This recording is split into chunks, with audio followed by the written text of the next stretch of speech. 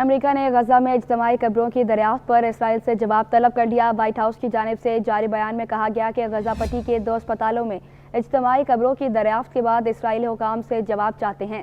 امریکی مشیر برائے قومی سلامتی جیک سلیون کا کہنا ہے کہ امریکہ چاہتا ہے کہ اس معاملے کی مکمل اور شفاف تحقیقات کی جائے۔ دوسری جانب غزہ سول ڈیفنس ایجنسی کے مطابق خان یونس کے ناصر اسپتال سے 340 افراد کی اجتماعی قبر ملی۔ غزہ شہر میں الشفا اسپتال کے صحن سے تقریباً 30 افراد کی اجتماعی قبر دریافت ہوئی۔ عرب میڈیا کا بتانا ہے کہ خان یونس کے ناصر اسپتال میں اجتماعی قبروں سے مزید 35 لاشیں برآمد ہوئی ہیں۔ ناصر اسپتال کی اجتماعی قبروں سے ملنے والی لاشوں کی تعداد 300 سے زیادہ ہو گئی۔ دوسری جانب مغربی کنارے اور غزہ سے متعلق امریکی محکمہ خارجہ کی انسانی حقوق کی رپورٹ جاری کر دی گئی۔ امریکی محکمہ خارجہ کی انسانی حقوق کی رپورٹ میں تسلیم کیا گیا کہ غزہ پر اسرائیلی جنگ نے انسانی حقوق کی صورتحال پر نمایاں منفی اثرات مرتب کیے ہیں۔ رپورٹ میں کہا گیا کہ اسرائیلی حکومت یا اس کے ایجنٹوں نے منمانیہ یا غیر قانونی قتل کا ارتکاب کیا ہے۔ رپورٹ کے مطابق اسرائیل نے کچھ فلسطینی قیدیوں کو ایسے حالات میں رکھا جس سے ان کی صحت کو نقصان پہنچا ہے۔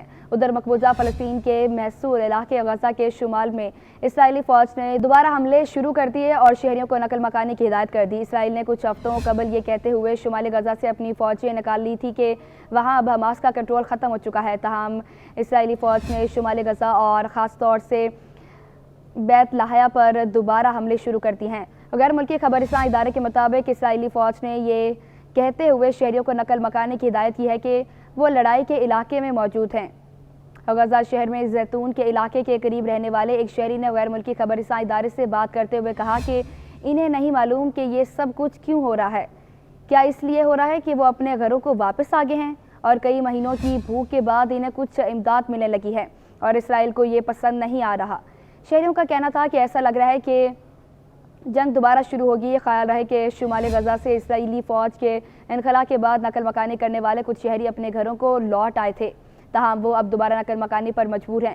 غزہ کی وزارت صحت کا بتانا ہے کہ گزشتہ 24 گھنٹوں کے دوران اسرائیلی حملوں میں 79 فلسطینی شہید جبکہ 86 زخمی ہو چکے ہیں۔ غزہ میں گزشتہ 200 روز سے جاری نتیجے میں اب تک 34,183 افراد شہید جبکہ 77,143 افراد زخمی ہو چکے ہیں۔ غزہ میں اسرائیلی جنگ کے سب سے زیادہ شکار خواتین اور بچے ہوئے ہیں۔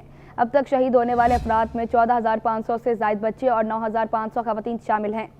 دوسری جانب یہودیوں کے مذہبی تہوار پر سینکڑوں یہودی آبادکاروں نے مسجد اقصی پر دھاوا بول دیا۔ عرب میڈیا کے مطابق یہودیوں کے مذہبی تہوار پر سینکڑوں یہودی آبادکار مسجد اقصی میں داخل ہو گئے۔ اسرائیلی فورسز کی بھاری نفری کے ساتھ سینکڑوں یہودی آبادکاروں نے مسجد اقصی میں چہل قدمی کی ہے۔ اس دوران مسجد میں عبادت کرنے والے درجنوں مسلمانوں فلسطینیوں کو زبردستی مسجد سے نکال دیا گیا۔ اسرائیلی فوج نے مغربی کنارے کی تاریخی مسجد ابراہیمی میں بھی مسلمانوں کا داخلہ بند کر دیا۔ واضح رہے کہ اس سے قبل اسرائیلی پولیس نے یہودی مذہبی تہوار پر مسجد اقصی میں قربانی کے لیے چھپا کر لائے گئے جانور ضبط کر لیے تھے۔ اسرائیلی پولیس کا کہنا تھا کہ جانوروں کو گاڑی کے اندر اور شاپنگ بیگ کے اندر چھپا کر لایا گیا تھا، جنہیں پولیس نے ضبط کر لیا اور 13 افراد کو حراست میں لے لیا۔ ایسا عمل نہ کیا جائے جو قانون کو توڑے اور شدت پسندی کو ہوا دے۔